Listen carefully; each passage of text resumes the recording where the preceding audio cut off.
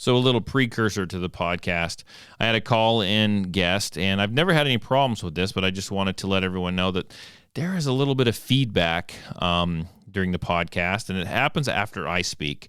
And I'm not quite sure what's causing it because I have not changed anything on my setup, on my board, anything. But it is there, and I could hear it, and you can really hear it in the recording. And I have spent a couple hours trying to figure out if I could edit that noise, that feedback out of the show, but I cannot. So I'm going to go ahead and release it. I just wanted to throw everyone out, let everyone know that's not my normal podcast. I typically pride myself in giving a little bit more, quality audio sound when I do this, but I can't get that out. I wasn't going to release the podcast, but it was a good show. There's lots of good information, and we had a great conversation. So it is what it is. If you guys can put up with that, and I will kind of look at things. And I think it might have just been kind of a weird anomaly.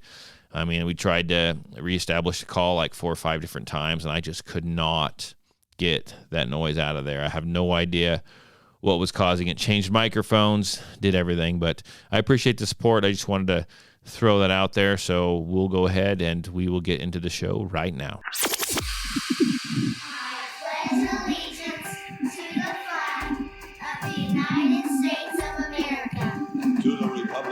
Which it stands, one nation, under God, indivisible, with liberty and justice for all. Guns, self-defense, concealed carry. This is the Patriot Defense Podcast. From the War Room in Idaho's high desert, here's your host, Todd Eccles. And I am back once again. It is Saturday afternoon, and I am tucked away in the war room somewhere in the high desert of southern Idaho. And joining me today is a podcast favorite. I think he jumps on here about a couple times a year. So this is going to be his first appearance in 2022. We got Tiger Schultz with us today. How are we doing? Good. That was a heck of an intro, wasn't it? I'm getting good at those intros. You are. I'm feeling pumped up by that. Like I feel, Should be like a WWF announcer. See, that's right. Or who the ultimate hype man is of all time is the guy who announces the Nathan's hot dog eating contest. Oh yeah, that guy's pretty good. Yeah, he is like the people are eating freaking hot dogs, and he's treating them like they're Olympic gods who have come down from the heavens. I was actually having a discussion with my wife last night. First of all, before I get into this, I do want to mention that Tiger is all the way across the United States, and for some reason, I don't know if anyone else can hear it, but I'm hearing a little bit of interference. I'm going to try to edit this out. So it might be not the perfect recording, but we're just going to kind of go with it. I think that's what we decided we were going to do. So I just wanted to get that out of the way. But I was discussing with my wife last night. I saw this gentleman. This has nothing to do with firearms, but I saw this gentleman wearing the sweatshirt, and on the front of it said Rip City. And I grew up over in Oregon, and contrary to what everyone believes, I used to actually follow professional sports a little bit. I really liked following basketball. And living in Oregon, my favorite team was the Portland Trail Blazers. Now, this was like years ago. We're talking like late 80s, early 90s, probably more like late 80s. And I lived in Hermiston. We were quite a ways away from Portland. So I had to listen to the game on the radio. And I don't know if you ever listened to a basketball game on the radio, but it's quite the deal, right? And you'd think that's going to be pretty boring, but I don't remember this guy's name. I'm going to find his name and see if I can find some old recordings of him. But the announcer, or whoever they called him, the announcer for the Trailblazers basketball game was awesome. And he used to just make it super exciting. And I mean, just, lickety split right up the middle. And, so-and-so goes for the Clyde Drexler goes for the slam dunk. And I mean, he made it super exciting with the way he announced that. And I was just thinking about that last night, and it was just kind of interesting that you talked about a hype man. I'm like, that guy was quite the hype man for basketball. And, I think about some of my old, I don't even know if you know the guy or know his name. He was national radio star, overnight radio. Do you know Art Bell? Oh yeah. So Art Bell, I was actually at the radio station doing my radio show yesterday, and one of the DJs over there grew up in Pahrump, Nevada, and her neighbor was Art Bell. And well, that's cool. Yeah, and that's where he did his radio show, and we were talking about how he was like the ultimate overnight. He took overnight radio and like made it a thing, and he did that. Yeah, right. He did that with him. It was, yeah. He did that with what we called we call it a theater of the mind, and it was just absolutely phenomenal. So I dig all those like old radio guys, and if you want to get into music, I dig like Wolfman Jack. I don't know if you've ever heard any. Oh yeah. I love that. I love all that stuff. So yeah, that's pretty cool, man. I don't know. It's I tell you what, it's kind of a dying art. It's funny. Me and my wife were talking about it the other day. We'd been out doing something. Oh, we were coming home from a concert. Yes. That we'd gone to, and the radio DJ was not very good. You could tell she was young. She didn't really have a whole lot of flair, or her timing was kind of off. And I was like, man. And my wife's like, well, it's 1 a.m. on a local radio show. She's like, this is where they're putting people to let them find their timing and she said that it's, I said, yeah, but I've listened to, like you said, like Wolfman Jack and Art Bell and people who took, the 11 to 7 shift on a radio and it was some of the best radio you'd ever heard. Like, they could have been primetime TV stars if they'd wanted to, but that's not what they wanted to do. They wanted to be on the radio and they wanted to do it from 11 to 7, Yeah, I actually used to be an on-air personality. I did it was country western, but it was for the station that I now go and I do my talk show at. And I used to be on the weekends, and I used to do a radio show for like 4 hours on like Saturdays and Sundays. And that's awesome. It takes a little while, like and people think those are live, and some of the old school radio shows were live, but a lot of them now are just pre-recorded. Like I could go do that show like on Thursday, and then it would play like on Saturday, And, right. And so it's pre-recorded, kind of like the podcast typically is, and so it's a little nerve-wracking, and it takes you have to get a flow, right? You have to think ahead. I don't know. We won't get into that. This is a gun podcast, but I don't know, man. Radio is like one of my first loves. I freaking love radio, and I think that's why I like doing the podcast as well. Yeah, for sure. My wife's aunt is a radio host, is a DJ, and has been on some really big stations, and is now working for kind of a smaller one. And it's really fascinating hearing some of the stories that she has of some of the behind the scenes stuff, that people just don't think about.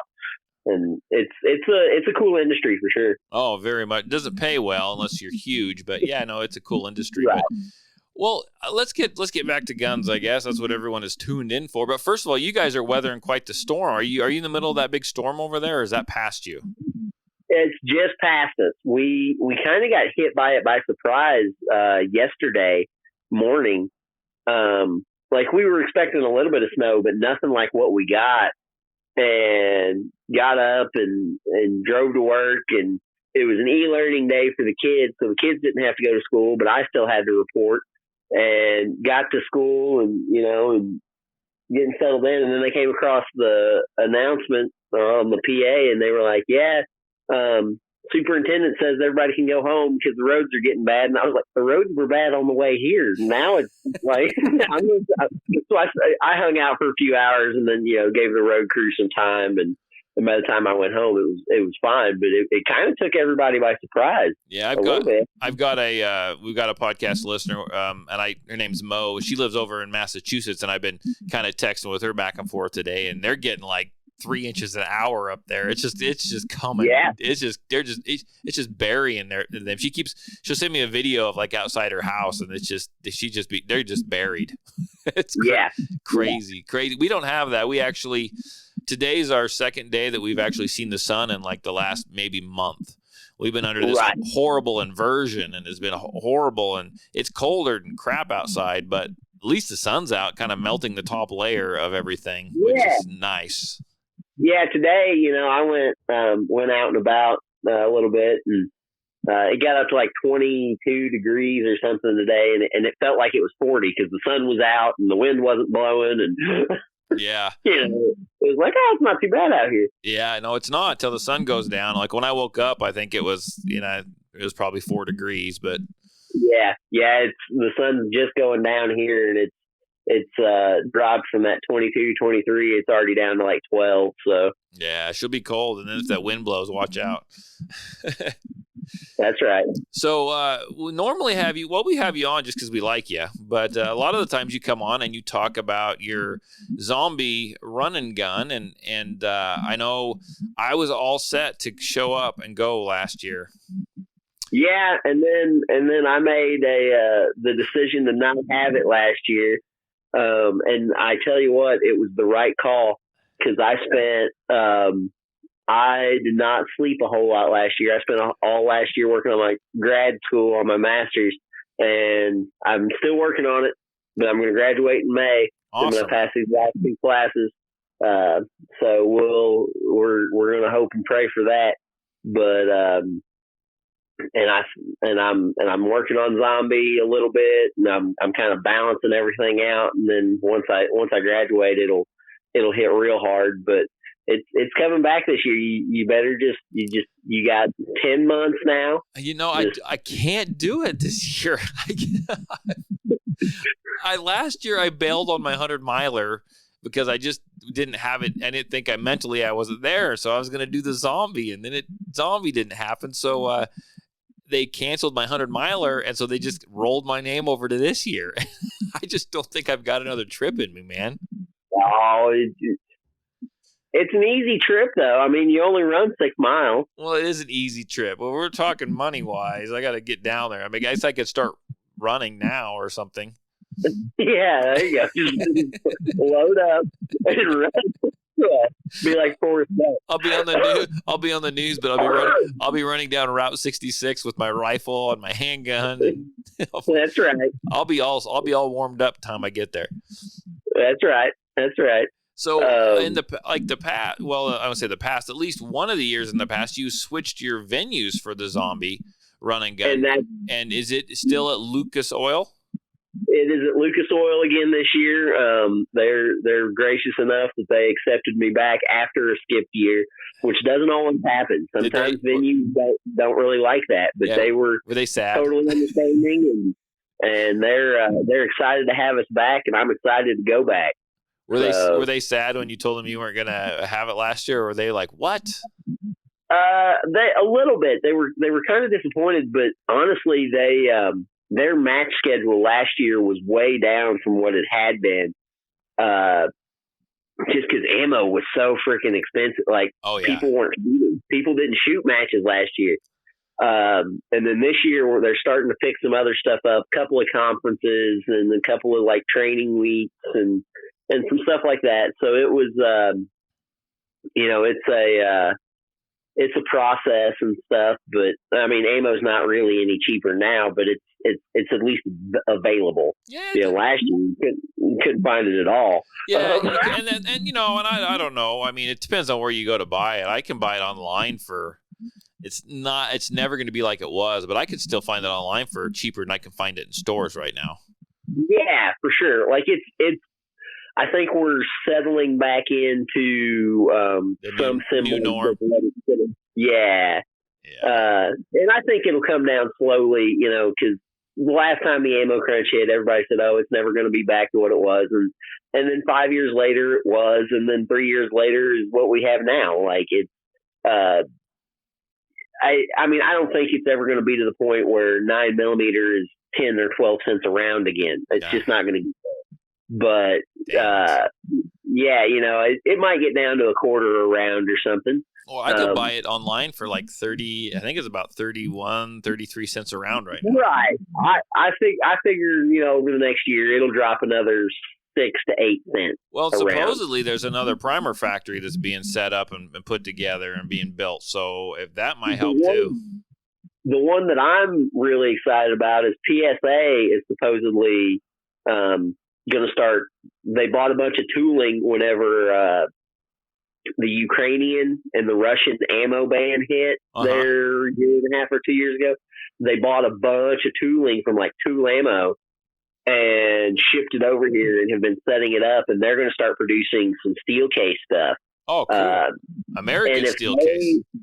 Yeah, it would, if they can produce a lot of good steel case at cheaper prices, that'll bring the brass price back down too. I can actually buy online right now. I know where I can go find Tula steel case and in the stores, and I can go online and buy brass cased remand ammo for cheaper than I can get that Tula in the stores. Yep.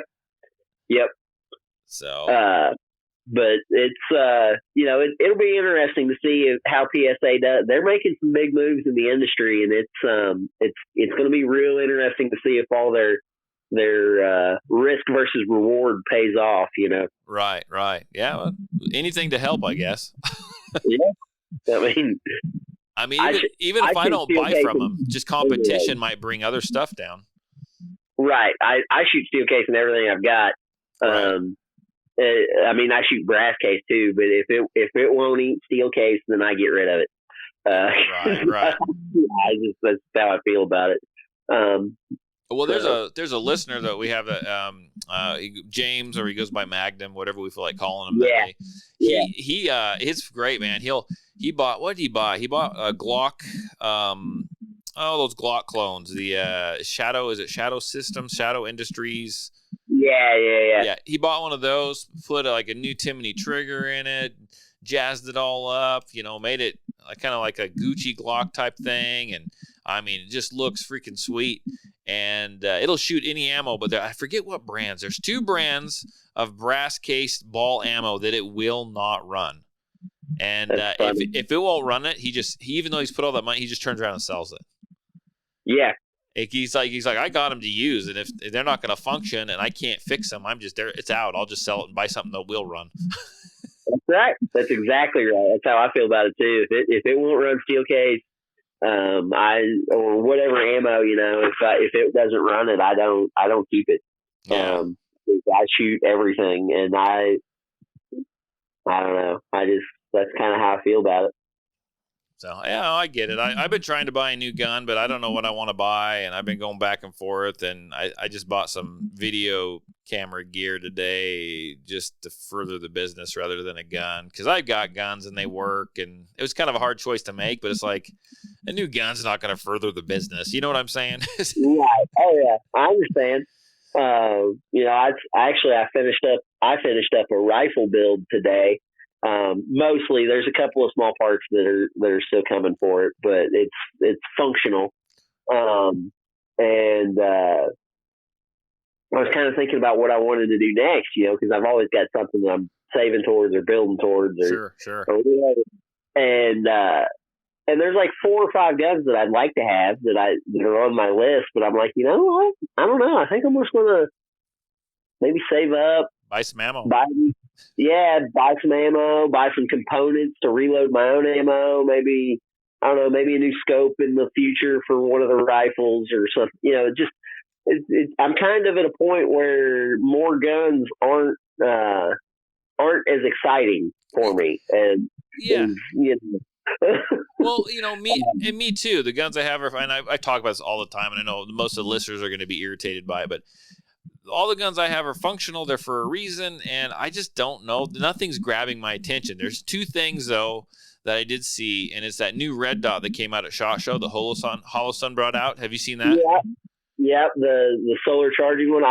I'm curious about it. I would buy if they had it right now. I don't think they're going to come out with till like May. If they come out, because it's made to attach no plates, it can, but it's mostly made to kind of attach directly to your gun, right? Very, very low profile, yeah. Very low profile, and if they had one, or if they have one in May, for my VP9, my HK, I'll buy it in a heartbeat. Because that would be the thing. It just looks amazing. I think not that the one on some H&K right now is too big and bulky, but I guess the more lower profile you can get, the better.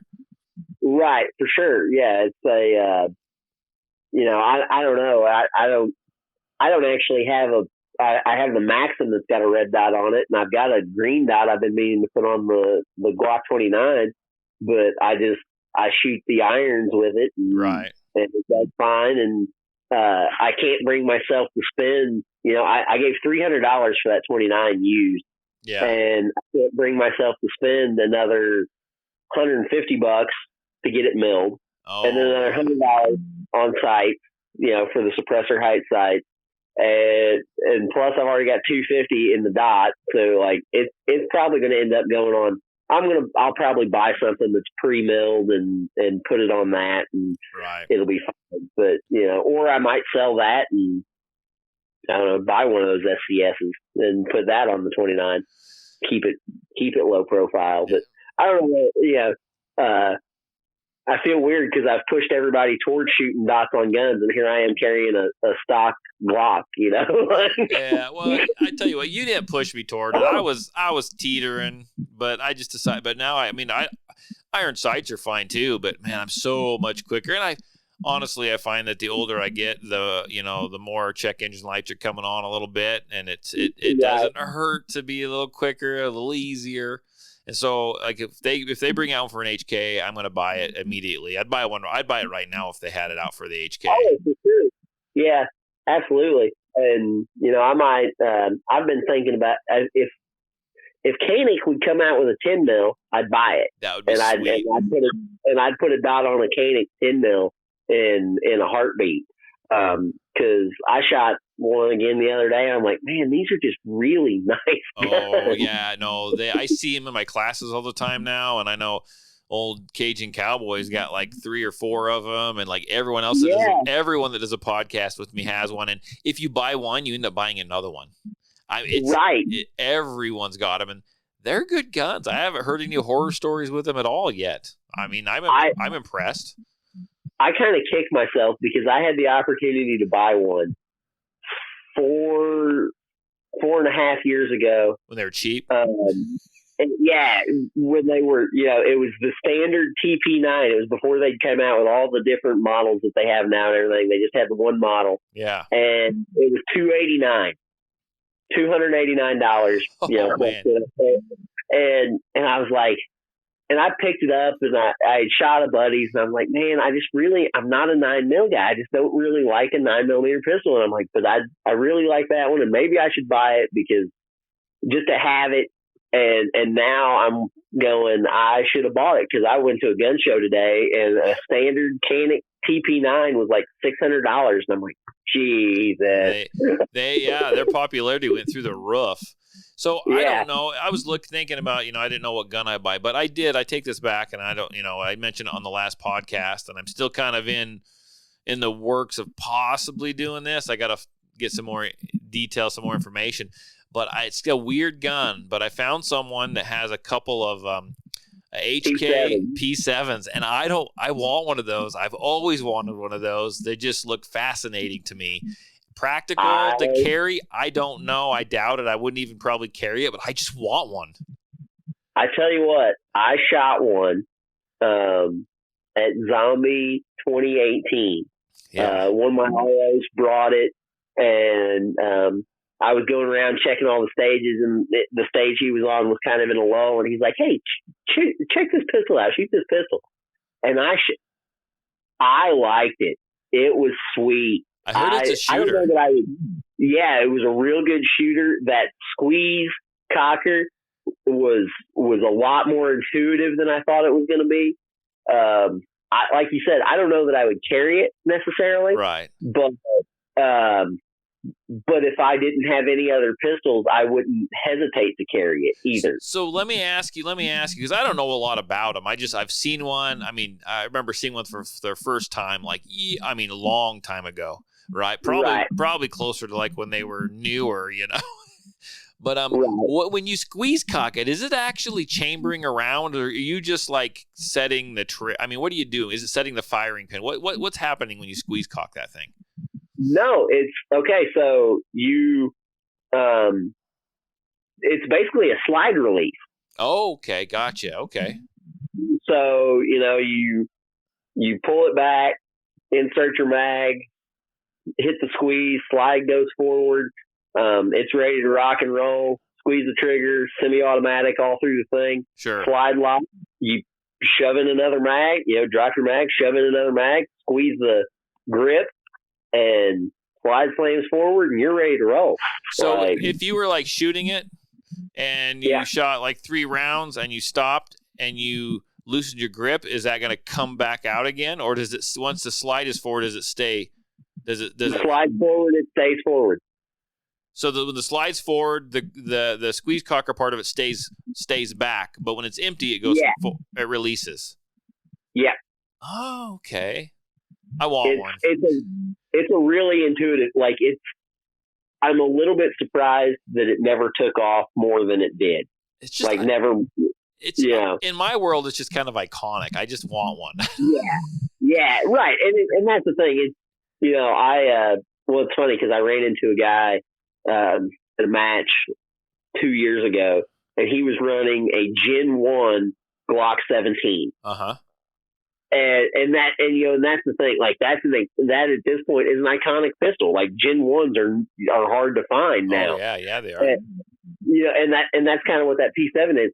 It's probably not the most practical pistol, and neither is a Gen 1 Glock 17, but they work.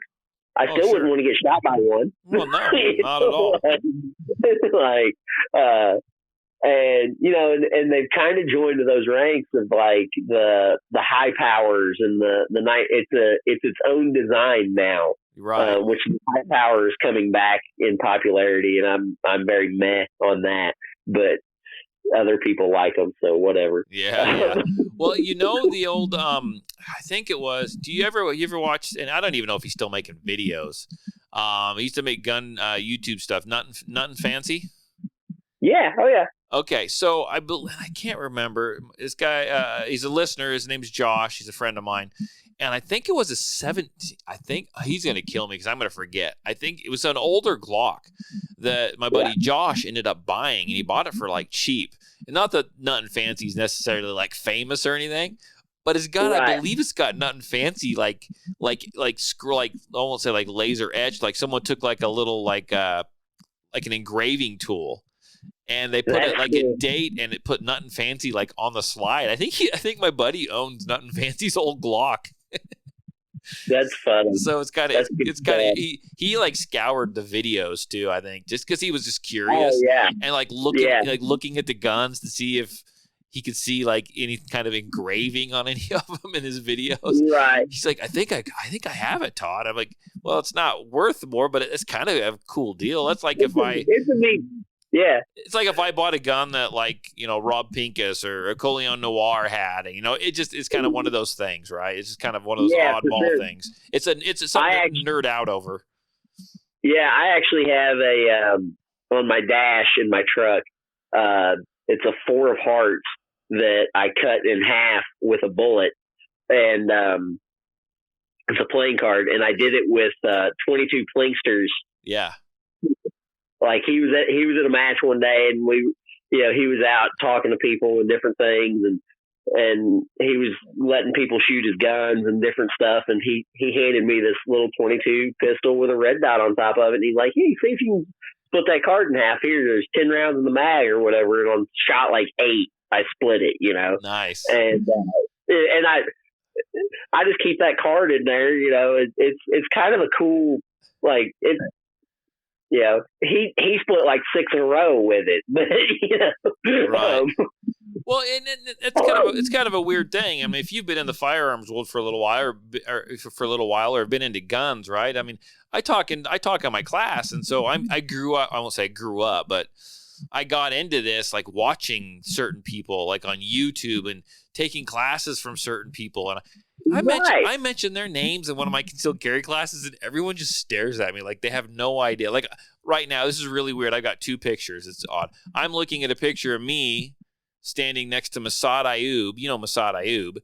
Right? Oh yeah. I took one of it. I took one of his Mag 40 classes. I got a picture of me standing next to the guy at the Mag 40 class on the range. I mean, I bought a book and he signed it and stuff, and he's just a shooting instructor, but he's a competitor, and he's really good at what he does. But it's like nobody knows who he is, and I'm like, I feel kind of like a dork. Well, yeah, a couple years ago, I went to NRA annual meet here when it was in Indy, right?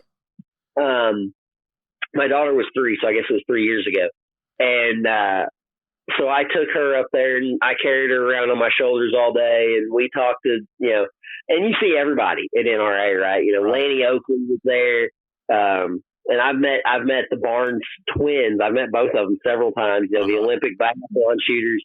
And my daughter, being 3, she wanted a picture with every female shooter that we could find. That's cool. Any female that was wearing a jersey, she wanted a picture with it. And all of them were really nice. But like I was going through my phone the other day, and I came across those pictures. And she's got pictures. Like I've got pictures of her with Lena Mikulek and the Barnes twins and Cheyenne Dalton, and like all of these people that I know really well, and a bunch of people I know really well, know who they are. But if I were to show that picture to anybody off the street, they'd be like, "Yeah, okay, who's that?" Yeah. It's like, and these are some of the best, most talented athletes on the planet.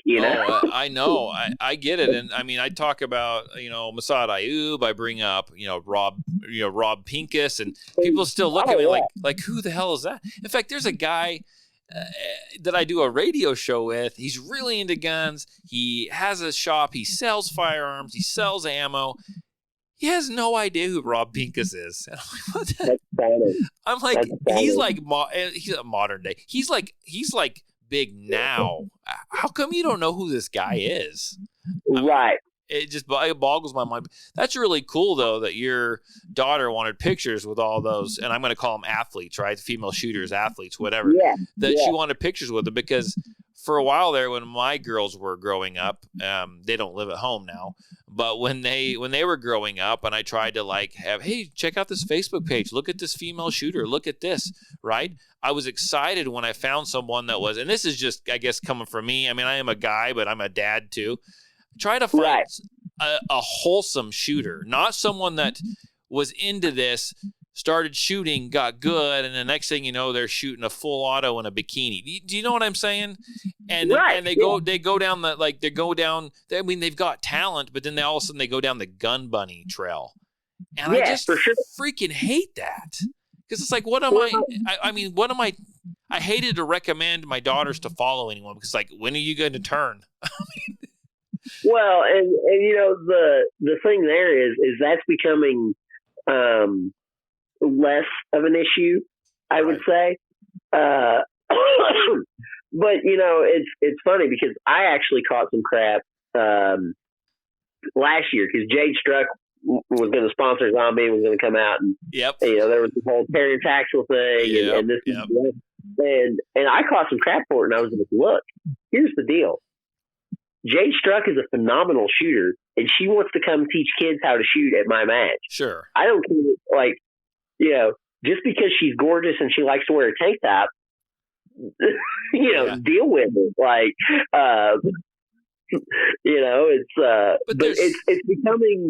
it's becoming less of a problem, and I think it's the advent of companies using non-shooting females. Right, like actual gun money. They just hire models and saying, here's a gun. Just point it down range and pull the trigger, and we're going to film you in it. And actual female shooters really hated that, and hate that. And so there's this movement to be more.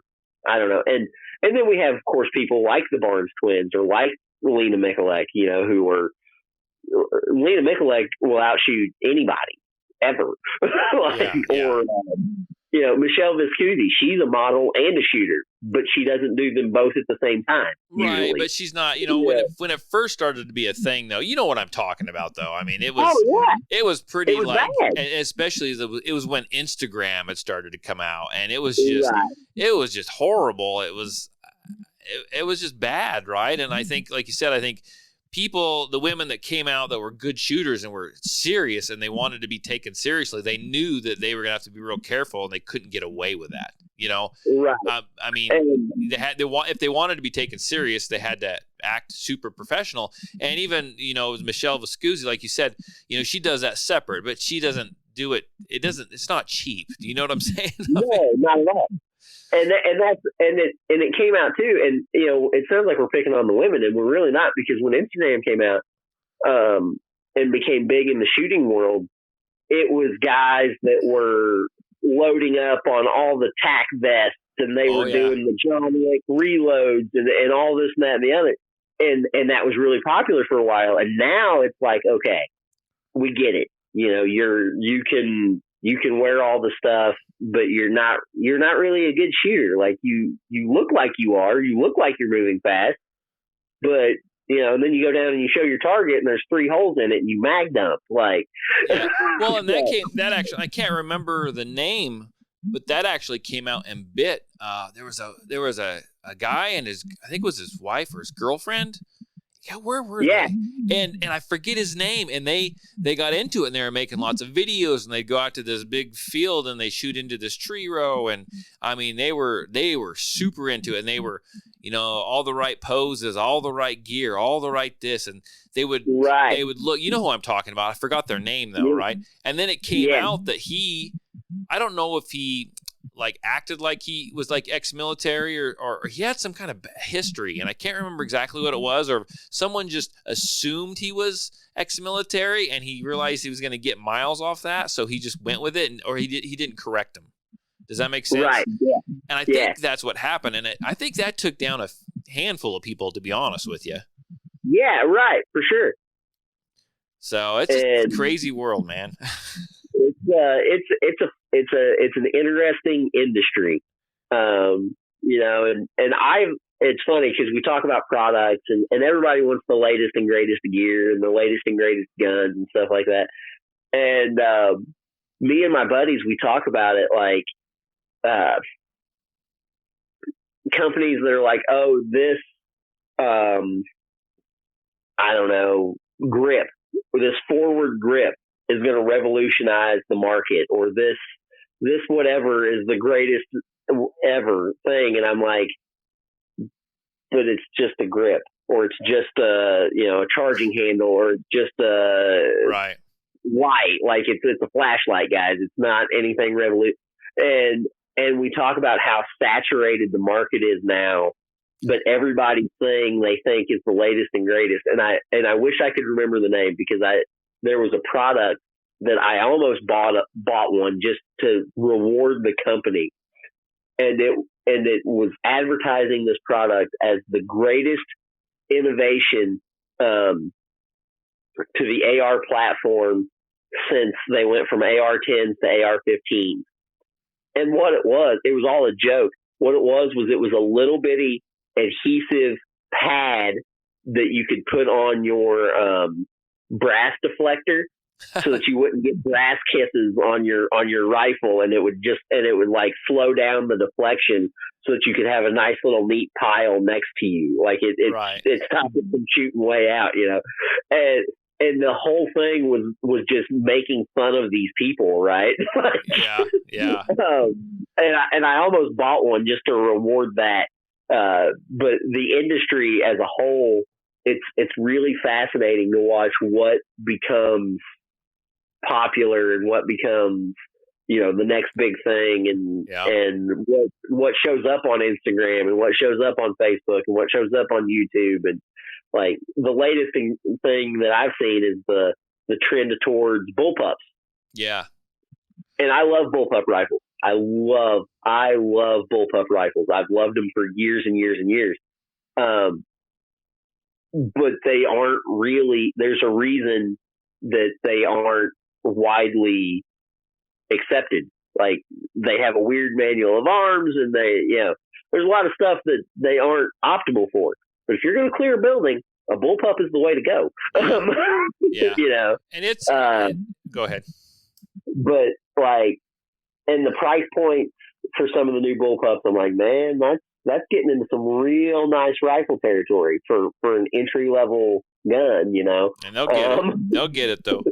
It's interesting too. I mean, I want to say that the industry as a whole we've gotten past a bunch of that bull crap, right? But I think you're going to see, it's going to be highs and lows, And I want to say, sitting here thinking about like Lena Mikulek and, Michelle Viscusi and stuff like that. I think, that's like, the rise of them and being the way it is now, you're almost seeing the industry kind of at its purest form. You know what I'm saying? Yeah. But yeah. I think that too, I would imagine with as many brand new gun owners that was, the year before or over the last 2 years, we're getting an influx of brand new shooters, brand new first-time gun owners, and I could see this crap starting all over again. Right. Yeah, and it's funny because my advice for brand new shooters has actually changed quite a bit in the last 2 years. 2018, 2017, even 2019, if somebody had came up to me and said, "Hey, I want, I don't own guns. I don't really know anything about them, but I want to buy my first firearm. I want to train with it. I want to, I want to get into this world. I want to become a shooter. I want to become a gun person." Right. I would have told them to go buy either a Glock 19 or an HK VP. I would have told them to go buy a handgun. Sure. Honestly, I really would have. I said, and I, even not liking 9mm, I would have told them to buy a 9mm pistol. Ammo was cheap, all this stuff and that. In the last couple of years, I've told people, hey, maybe that's not the way. Maybe you need to go buy a 10/22 or a Henry lever action, a little .22 rifle, so that you can learn all the safety rules and all the good gun handling and all the technique, and not spend $35 for 50 rounds, Right. So, like you said, we got a whole lot of brand new shooters, but I don't know if maybe the veteran advice is changing too. At least it has on my end. What do we tell new shooters that want to get into the industry now? What do we tell new people that want to become shooters and firearm owners and concealed carry guys and stuff like that? It's what we tell them is what we're going to see as the next big trend. So we kind of have some control over it if we do it right. Right. Yeah, no, I agree totally. I'm trying to think if anything if I've changed anything I said, and I'm sure I've had, I think it's probably evolved so slowly. You know what I'm saying? Right. Yeah. That I don't notice it. And that one of the big things I still see is the influx of. I even saw. This is the first time. I know they're out there. This is the first time I've actually seen this. And I know you could order them and stuff, but seen them in a store. I was actually looking at a bunch of Glocks in a display case the other day, and they had blue and they had pink, and I mean these are Glocks, and I know they're out there, but I've never seen them like in a freaking store, right? Yeah, right. But I mean, it's the tendency to everyone is the race, the way the guns are going now. It's the small double stacks, and they're not bad guns, but those aren't always the guns for new shooters, and they just tend to think they just tend to think that they are, and not everyone, but a lot of the people that sell guns tend to tell new shooters that's what they need. And anymore, if someone calls me, because I get the calls all the time, I need to take a beginner's class, and I was like, well, do you have a firearm yet? Well, no, but I'll buy one before class. I was like, don't freaking do that. No. Come pay me for the ammo that you use and shoot mine and find out what works for you. And I've had older women show up, and they're up there in age, and so they have a hard time racking slides. They have a hard time doing this and that, and they're sold like LCP 22 or LCP 2, and they shoot the little 20s. Well, that's not perfect for them because they still have to be. They have a little bit of a snap to them, and they still have to be able to rack that slide and do this. And the guy that's selling those guns to him was like, "Oh, no, it works just fine. I could shoot it just fine." I'm like, "Yeah, but she can't. She limpress the dang thing. You sold. You know what I'm saying? I'm just." Right. It's amazing. I tell people, do not buy your gun if you don't have one. Come shoot mine. Come figure out what you want. I will. This year alone, I've been out at least 6 or 7 times. I've actually gone, had people take a class, a beginner's class, and then we set up a time, and I've gone and went gun shopping with them.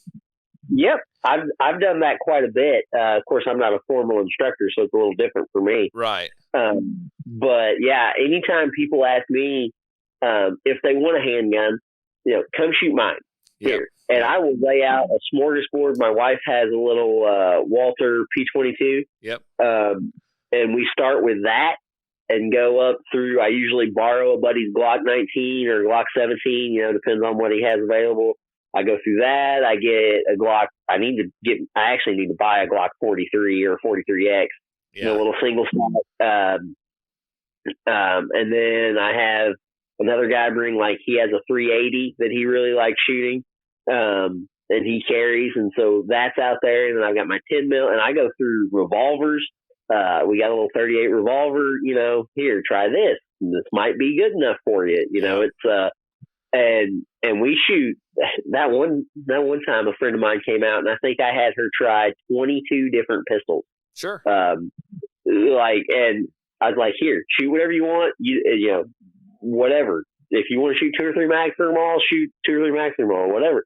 And she actually ended up liking, and it shocked the hell out of me because the grip was bigger and she had kind of small hands, but she said she liked the way it felt in her hand, was a Steger Cougar 9mm pistol. Really? Yeah, it was this off the wall 9, but she's like, I like it. What can I buy one of those for? So I looked it up online, and it was like $300, for a 9mm. And I said, look, these are not, you're not going to be able to find a bunch of mags and stuff for them. They're not standard. She's like, don't need to. She said, I'm going to buy the pistol. It comes with 3 mags. I'm going to carry one. That's all I need. Okay. That's what you like. That's what you like. Yeah. And she still carries it. I saw her a month or two ago and was talking about it. And she said, yeah, she shoots like 100 rounds a month is what she. That's awesome. Yeah. And I was like, hey, that's great. But it's just really, it's a really interesting thing, like I said, because we have to be careful as veteran gun owners what we put into new gun owners' brains. Yeah, we can't push stuff just because we like it. Right. Because, we've been doing it for 20 years. Yeah, or because it's like the Hellcat. I shot the Hellcat when it first came out, and that thing is snappy. That thing's yuck. I hate that thing. I'm not a fan. But a lot of people really pushed them, and I was like, guys, this isn't a good thing for somebody who doesn't know how to properly grip a firearm. Well, and you're looking at a company, and there's a lot of companies that do great ads, but you got Springfield, and they got a fantastic marketing plan, and they put some time and effort into I remember when that Hellcat first came out. Just the name Hellcat, and then you saw the little minute and a half ad for it, the video ad. That's phenomenal. Yeah. When I first saw it, I was like, hell yeah, I want me a freaking Hellcat. And then I went to the store and picked one up and went, I don't want to touch that thing ever again. That's right. Yeah, it's and marketing does play a big part in it, and I've been an early adopter on a couple of things, and I've gotten really lucky. Yeah. But I ended up liking them, and I was one of the first people in the country that had a Ruger precision rifle in 6.5 Creedmoor. I was one of the first 100 ones out, and I still got it, and it shoots great. But that really could have been a bust. Oh yeah. And I just built a 6mm arc rifle, and boy, does it shoot good. Ammo's hard to find. Ammo's expensive, but boy, does it shoot good. And so you've been lucky, but and it's one of the things too. And I get caught up in the jazz. I get caught up in the excitement too. But one of the things to remember is you might not want to buy the first gen of something that comes out. You might want to wait till year 2 because I have not picked one up, so I'm just a little. I don't know, but I've heard, Hellcat has a new one that just came out. A buddy of mine, Magnum, actually bought one, and I haven't seen it yet. I saw a picture of it, and he says it's freaking phenomenal. That they fixed the trigger, they fixed all kinds of stuff. He loves it. Maybe. So I got excited about the Smith & Wesson in 10 mil. the other day, Yeah. right? I saw a couple of videos on it, and I have not heard anything about anyone talking about him. Is that good? Is it bad? Nobody knows, right? I mean, you just don't know. And so it's like, well, so I haven't been pushing that one either. Like, maybe I better hold off for version 2. Yeah, Gen 2. Well, as lucky as I've been, I think about my one buddy. He bought a Sig Sauer 7.62 by 51, a 308 rifle, AR-10. When they first came out, when Sig first released their rifle line. This has been 10 or 12 years ago at this point.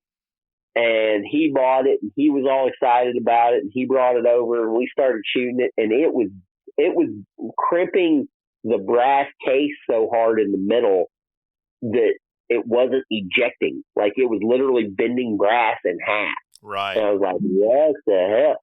And we messed with it, and he never could get it to run right. Or, another buddy of mine bought a Desert Tech MDRX right when they first came out. And that's a high-end gun. Like, that's an expensive rifle.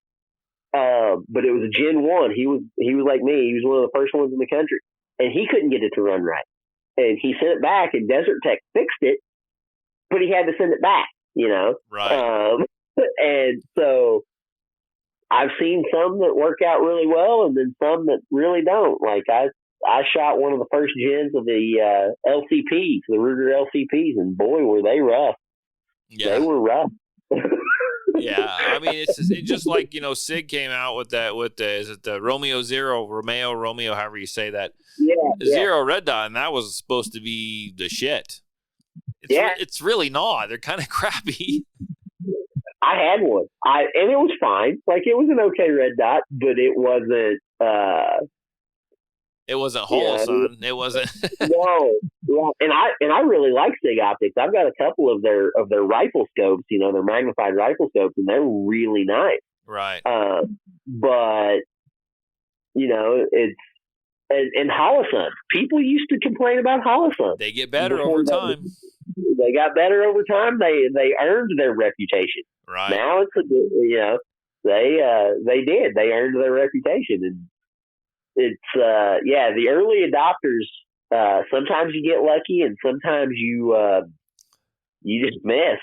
And we could say that not even for equipment. We could say that for YouTube gun personalities too. Sometimes it's great for a little while, and then the dark secrets come out.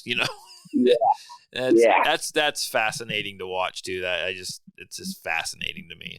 I'm talking, and maybe I consider myself a little bit of a personality. I don't know if I am or not, but I don't have any deep dark secrets. I promise. I lay it all on the line, and it usually bites me in the ass.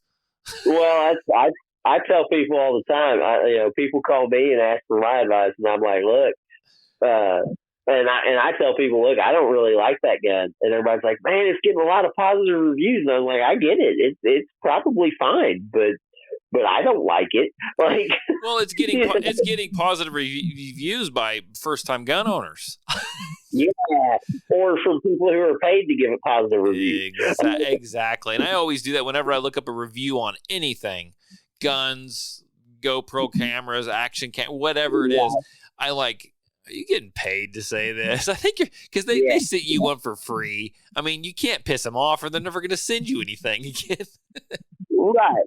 Actually, I'm doing some T&E for a company right now. A buddy of mine, he sent me a couple of charging handles, a couple of muzzle devices, and a couple of grips to test out, to play with. And I told him straight up, I was like, look, I said, I'm not going to, because he wants to use me as a distributor through my FFL business, right, and have me use these parts whenever I'm building guns and stuff like that. And I said, look, I'm not going to sign off on anything until I've abused these parts. Like, right, until I use them and abuse them, I'm not going to sign off on any of it. And if I think your stuff is crap, I'm going to tell you. I said, and even if it's not crap, but it's not enough better to justify the cost of something, right, then I'll tell you that too, Like, I may not blast you on social media, but I'm going to tell you it sucks. and even if it doesn't suck, like I said, he sent me a charging handle, right? Yeah. And I just started playing with it today. I got it last week. I just started playing with it today. And he told me the price point on it and everything. And I was like, look, I've built a lot of ARs in the last year for people, and I use generally Radian Raptor charging handles. That's kind of an industry standard for an ambidextrous charging handle. Right. And I said, if your charging handle isn't better than that, I'm not going to, it can be perfectly serviceable. It can be perfectly fine. But if it's not better than that, I'm not going to use it. Like, I'm going to use the best parts I have available. Yeah, there's got to be a reason for me to change. Right. It's got to be a reason for me to change. And he was like, yeah, that's fine. He said, this is all pre-prototype stuff. Like, this isn't even, and he goes, you're getting final packaging and stuff. He said, and I want to know what you think of our packaging and what you think of this. And so it's a pretty cool, it's a pretty cool thing to be able to handle something that's not even on the market yet, you know? Yeah, of course. And even if it is something as simple as a charging handle, or a muzzle device, he sent me a couple of those. I'm going to test those comparatively on the 20-inch AR I just built today. And then my buddy's got like a 10.5 AR, and we'll put it on that, and we'll run 400 or 500 rounds through them and see what we've got, see how it does and see how loud it is and all that. It's a fun process. I really like being on this end of the spectrum, and but I'm not going to sell my soul either to get free product. Right. Yeah. Well, and it fits you too. I mean, good or bad, you're a real technical person. You're going to go out and you're going to use something. And so, that's your world. That's what drives you. I know you from talking to you on Facebook and talking to you on the phone, but just the feeling I get, that's your thing. Yeah. That's what you like to do. Yeah, I'm a big fan of data collection and spreadsheets and the whole 9 yards. You're a nerd, Tiger. I'm a nerd, absolutely. Actually, it's funny because in my I took a class last semester called Sensors and Remote Sensing Systems, and I learned about all the different types of sensors that we use and all this stuff and that. And at the end of the semester, we had to do a project. Well, I have a lab radar chronograph, Doppler chronograph. Cool. And it's a super cool thing. It's a little finicky, but once you get it set up, it's a super cool thing. And then I borrowed a buddy's MagnetoSpeed Sporter, the one that you hang off the end of the barrel. Uh-huh. And I borrowed a Caldwell regular chronograph, right? Uh-huh. And I fired rounds, found optimum conditions, like a great day, no sun really, but not like raining or anything, and fired rounds through that, and I filmed them with a high-speed camera that I'd borrowed from a guy, so I knew the muzzle velocity from the camera, and then I compared all of that to these chronographs, and then I did less than optimal conditions for each one, and every shot was measured by every chronograph, by all three, and did this whole project on what kind of value you could get for each one, because a Caldwell chronograph is $60-$70, $80 I think is what he gave for his. The lab radar cost $500. Wow. So it was it was a really fun experiment though. I sent like 200 rounds downrange, about 100 of 223 and 100 of 9 mil, and got some good data for it, and did a whole project over it, and that really drives me, because I like data points, and I like knowing which one is objectively better, not which one feels better, not which one we like to use more, but which one's better, like right. Straight up. You would hate. I'm thinking about you and your dad. Do you reload right now, or are you going to start reloading? Have you started? Oh no, I have I've got a Hornady progressive press. So yeah, and you're probably a reloading master. And there's a guy that used to do the show with me. He's still a buddy of mine. I just can never get him over here. He's real busy. Dean, and he's a reloading guy too. And he likes. I mean, the dude's a freaking doctor, right? I mean, he likes all that stuff. You and him would get a kick out of just sitting here and watching me reload. It would drive you absolutely nuts. But it wouldn't for me. It doesn't bother me at all. Like, it drives him nuts. He hates it. A buddy of mine, literally, to load 9mm, he literally preps all of his cases, sizes all of his cases, primes them, does all that, you know. Yeah. And then he takes a tub of unique powder and just sprinkles it into each case. What? Like, that's a new low. Oh my God. And then he crunches it down, a bullet down on top of it, like a 124 or whatever it was. Uh-huh. And he hears it crunch, you know, because it's compressing the load.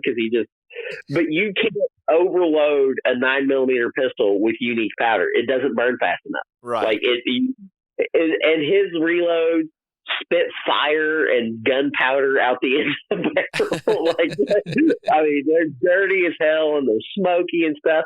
But they run, right? It runs, and it's acceptable accuracy, and he's like, and then, you know, he said, whatever I spill, I brush up off into a little pile on my bench there, brush it back into the container, and use it the next time.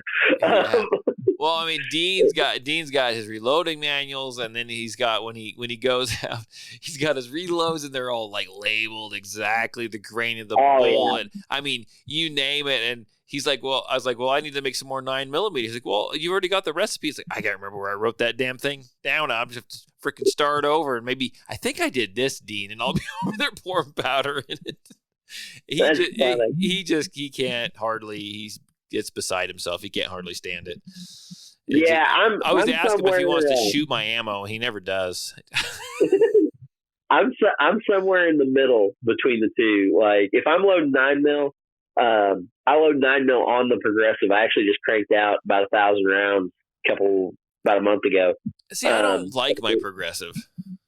Which progressive do you have? I just have a Lee, and it works fine. But it's like there's so much going on. If something messes up, it's just a nightmare. So actually, what I've got is I do like your buddy, and I go ahead and I pre-do everything, right? You know, I'll tumble it, I'll deprime it, and I'll sit here and hand prime it while I'm watching TV. You know, that's what I do. Right. And then what I do is I stick it on. I have a turret press, and what I like is I can just skip the stages I want. You know, set it in there. Powder, boom, bullet, take it out, set another one in. And that's what works for me. I mean, I've done a lot on my progressive, but when that thing screws up, it's a nightmare, and I can't deal with it. Well, I got this set up for 9mm and got it tweaked in, and like I said, I ran off 1,000 rounds in about 3 hours one night. Yeah, like just cranked them out. I turned on a podcast and listened to it, you know, and that's what I did. And I would check every, I don't know, 30th or 40th bullet, whenever I would think about it, for the powder drop. You know, I would check the powder drop. But other than that, like, I was just cranking them out. 9mm fine. My load's not really close to a pressure site.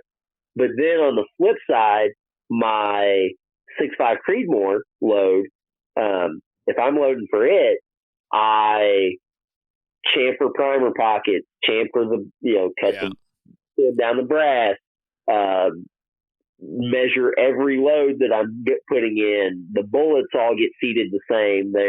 I mean, you're trickling. You're like trickling the powder. I mean, and I do the same thing. I do mine on I have a single stage too. I just do it all on my single stage. That's the way it's going to be. I mean, I've got like my rifle, sitting in the shell holders, and I'm just there pouring it in, weighing it. I mean, you know what I'm saying? So everything's precision rifle get single stage prep. I can do 100 rounds in 3 hours instead of 1,000. Here's a lesson I've learned. I've mentioned it on here before. Don't set up like I was doing a bunch of 270 stuff, right? And I had to do 70 breaths all ready to go, or so I thought. And it was in the holders, and I'm like, cool. And I'm like measuring the powder. I mean, I'm trickling it. I mean, I'm weighing. You know what I'm saying? Everything's perfect. Get done. I think I did probably 20 or 30 of them, right? Get done. Pick up a piece of brass to put it in there. I didn't put the freaking primers in any of them. Dude, what a pain in the butt that was. I've done that twice, by the way. I will say that. Yeah, I've done that a time or two myself. Pick it up and the powder's all of a sudden laying all over your bench. Yeah. Yeah, it's but yeah, so I'm somewhere in the middle, you know. Like I said, for most pistol rounds I'm fine. I kind of volumetrically load it and go with it. But whenever it gets into precision rifle stuff, I'm a data nut. So, well, good. We need people like you out there. It keeps people like me on track. You're what the people like you is what makes it so I have all my freaking fingers. Yeah, right. Yeah. Well, that's the thing is I've had rifles blow up on me. Right. I've had that happen, and let me tell you something. It is effing terrifying. Oh, yeah. I had something happen with an old 270 round, and it didn't blow the rifle up, but it like blew the brass up and put holes in the brass and shot crap back in my face, and that was scary enough as it was. Well, felt like a bomb going off in my hands. Yeah, I was reloading. I didn't even reload it. A buddy of mine reloaded it. Some 308, and I was shooting my FAL and fired, and then it was click, and I was like, well, that's weird. So I jack around, hit the charging handle, click, and I noticed that my hand had gone numb whenever that first click had happened, and he hadn't headspaced all of them correctly. No. Yeah, and it had blown the mag up in my hand, like wow. the metal FAL mag, and I was like, oh my. So I went through and I case gauged every round that I had of 308 because I just thrown his reloads in with the rest of my thinking about it, yeah. Not thinking about it. And so I case gauged everything, and if it was even slightly out of spec, I threw them away. I did not want any part of it. And got lucky. I got lucky that I didn't blow my hand off. Right. So yeah, it was definitely a good lesson for somebody who had gotten a little bit too comfortable. Yeah. Yeah. So, and now I case gauge all my 308 because it's happened now, and all my, I case gauge everything now. Well, I've never had a problem with my reloads, anything like that. Occasionally I'll get one where I've jacked a primer in backwards or some stupid thing like that. Yeah. But as far as anything blowing up, my reloads, I've never had a problem. But I don't let anyone shoot my reloads. I shoot my reloads. That's pretty much it. Because I'd feel so bad if something were to happen. I just would. Yeah. And that's, I will let people shoot my reloads if they're shooting my gun. But I don't. Yeah, there you go. I don't, because all of my reloads I've tested in my guns. I don't. So, and there's another thing. New shooters, we talk kind of to bring all this together there. I like letting new shooters shoot my guns, my rifles, especially because I have some pretty accurate rifles, but I generally will make a new shooter shoot factory ammo because my loads are a little bit hotter. And even in my gun, I'm like, you don't just here's factory rounds. Here's the dope for it and all that. It's a lot of fun though, seeing a person who's never shot before. And we go over to my wife's cousin's place. He's got a dairy farm, and we've got real long ranges out there. And putting the person who's never fired a gun before and walking them from 100 to 1,000, and they just plink steel all the way out through there, you know? Oh yeah, no, it's new shooters, whether it's rifle or handguns or whatever. It's fantastic to see them leave with a smile on their face. Oh yeah, and that's what I know. Paper is better for really dialing stuff in, but man, there is nothing that replaces that ringing steel. Yeah, well, and I've got some steel targets. We start off on paper, and once I know that they're kind of confident in what they're doing, we turn around, we shoot the steel, and they're like, I don't want to shoot the steel, and I'm like, because you stand a little further away, and I'm like, no, you got this. And once they hear that ping, ping, and they're like, yep, this is fun, and I'm like, yeah, let's go shoot the dueling tree now. And what I'd like to get out here is even to have someone build me one or see what it would cost. I got to see what the cost would be to buy one or build one and see if I can actually afford it. I would love to get a little Texas Star out here. I think that would be a hoot. I'll hook you up. Oh, you got the hookup? Okay, so I've got let's see here. How many steel sponsors do I have this year? I think I've got 3 steel sponsors this year. And I can hook you up with a Texas Star that's really high quality, and it'll cost you a little bit. It'll cost you some money, but sure, it'll be better than anything you're going to find elsewhere. Well, I'll reach out to you on just through text. I know how to get a hold of you. I'll look at funds and kind of where I'm sitting for the year, and I'll holler at you and just kind of get an idea of what it might cost me, because I would be interested in something like that. I think that's just going to put even more smiles on people's faces, to be honest with you. Oh yeah. Well, you're gonna get some frustrations too. Oh yeah, but that's okay, because then they'll come back because they want to learn how to shoot good enough to conquer the Texas Star. Right. And I tell you what really kills people is spinners. Oh yeah, and that's a trip, man. It's fun, but yeah, like out here in my backyard, I've got, I think I counted the other day, I think I've got 65 steel targets in my backyard right now. Oh yeah, I don't have that many, but well, I run matches and I buy steel and it drives my wife nuts, and she's a saint for putting up with it.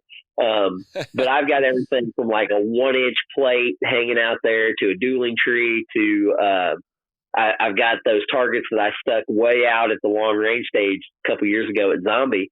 And they're basically the size of an F-10 hood. They're 4 feet tall, 3 feet wide. Oh, I mean, they're huge. They're gigantic. But it's really funny to watch, because my backyard's about 50 yards long. And we'll back up to like the 100-yard line and be shooting rifles at different things and this and that and the other. And then I hand somebody a pistol and I'm like, aim at that big target, aim at the top of that big target and squeeze the trigger. And they'll hit steel at 100 yards with a pistol. Oh yeah, they'll think that's just cool. Oh, that's like Christmas morning. I mean, they're like, oh my God. And I'm like, that's basically man size, right? Like it's basically like, it's not really that small or that big. And they're like, really? And I'm like, yeah, that's what you'd be. And they just feel like John Wick. They feel like they're this badass, Oh, and I'm like, yeah. and it's super cool. And then I'll pull them up, bring them up to the 10-yard line or whatever, and they'll shoot at the 2-inch plates and the 3-inch plates. And it's a lot of fun. I really enjoy having a lot of variation on steel. I'm a big proponent for, if you're going to run a firearms range, you need a lot of variation on steel. Oh, no. You can, yeah, definitely.